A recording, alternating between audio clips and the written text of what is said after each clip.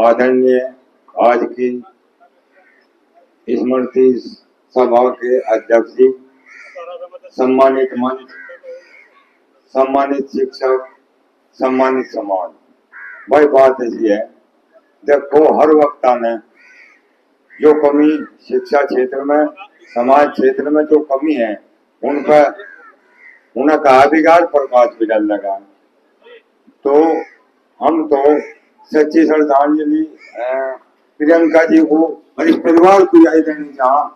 अब जिन्हें मरने वाला लड़की वह लड़की जिंदा है और समाज और हर वर्ग को सही संदेश देकर जा रही और इस परिवार को भी धन्यवाद अदा करें।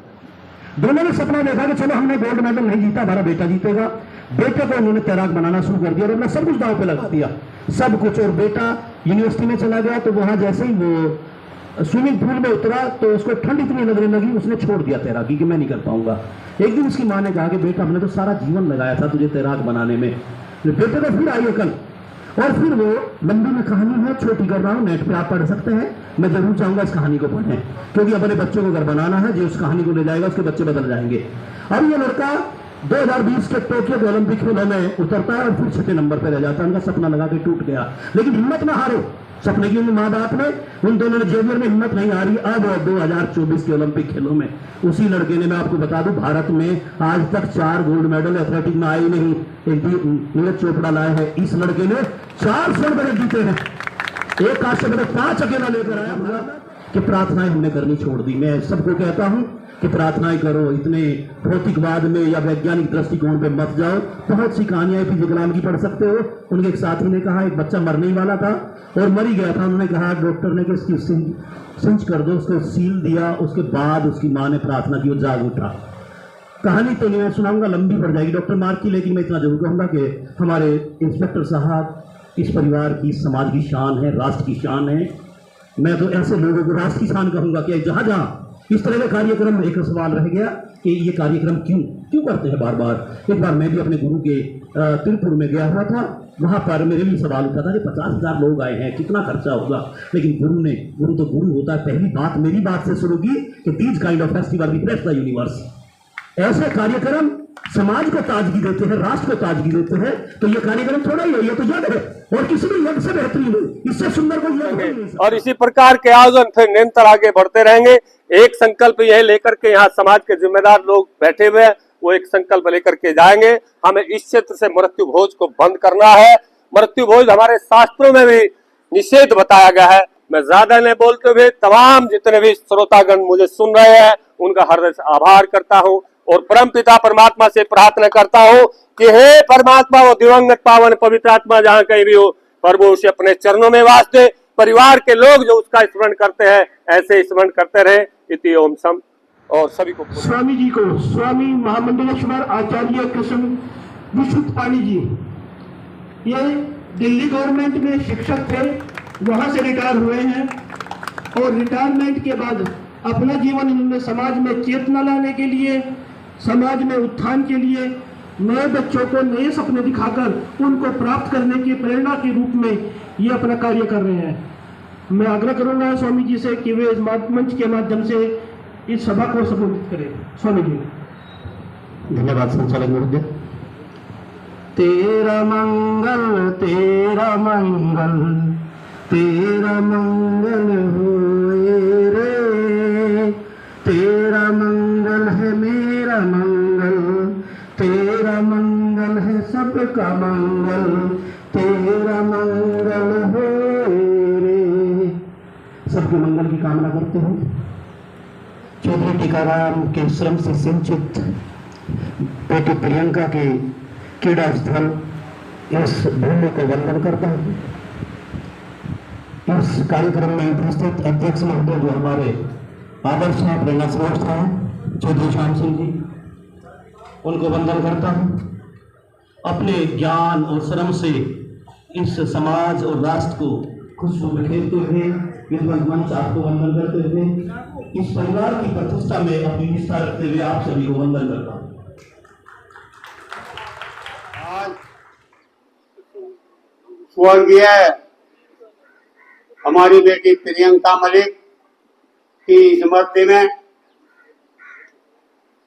हमारे स्वामी जी, हमारे गुरुजन, हमारे खास चौधरी तांबेदार, सम्मानित मंच, क्षेत्र से दूर दराज आए हुए हमारे सभी सम्मानित भाइयों, प्रियंका स्वर्गीय चौधरी टीकाराम जी के परिवार की एक पुत्री थी। मैं धन्यवाद करना चाहता हूं उन माँ बाप को, उस परिवार को जिसने उस बेटी को जन्म दिया, पढ़ाया लिखाया और बहुत ऊंचे मुकाम तक पहुंचाया। धन्यवाद है वह प्रियंका बेटी जिसने अपनी शिक्षा ग्रहण करके समाज में रह के और विदेश में जाके अपने परिवार का, अपने गांव का, अपने देश का नाम ऊंचा किया। जितना धन खर्च हम अपनी 13वीं में ब्रह्म भोज पर करें, उतना धन हमें शिक्षा संस्थानों में देना चाहिए। अगर उनसे कुछ बचता है तो किसी गरीब के बेटी की शादी में देना चाहिए। रही बात करने की, हमारे पूर्वजों की देन है। सादगी में 13वीं होया करती थी। अगर किसी का बहुत है तो दाल चावल कर लिया, अन्यथा दाल रोटी का प्रबंध कर करके रिश्तेदारों के लिए, सिर्फ रिश्तेदारों के लिए अपनी 13वीं संपन्न किया करते थे। हमें उसी पाना चाहिए और इस समाज को दिशाहीन होने से बचाना चाहिए। मैं समाज तक सिर्फ एक बात और कहना चाह रहा कि जिस प्रकार से हमारे मलिक साहब यशपाल जी ने भी बताया, अब शिक्षा सबसे बड़ी धरोहर है। आज शिक्षा की अनदेखी करके समाज, हमारे बच्चे दिशाहीन हो रहे, नशे की तरफ बढ़ रहे। सबसे पहली गलती हमारी है, अगर हम अपने बच्चों की तरफ ध्यान नहीं दे रहे।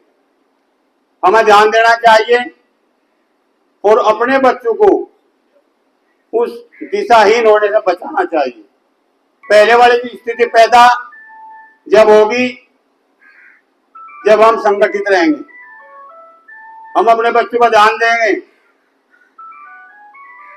वह स्थिति पैदा आप लोग और हम सब मिलकर कर सकें।